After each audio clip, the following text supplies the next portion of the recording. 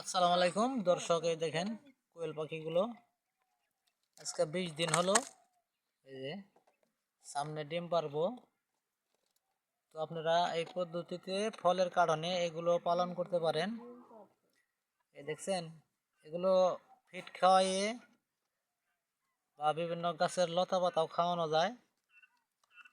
মূলো শাক, বিভিন্ন এই পাতাকপি, ফুলকপির যে পাতাগুলো আছে ওগুলো বুজুরি করে দিলে খায়। দেখেন কি সুন্দরভাবে খেলা করতেছে, আদার খাইতেছে। এই পদ্ধতিতে পালন করবেন। এই দেখেন বুশের মধ্যে মানে করতেছে।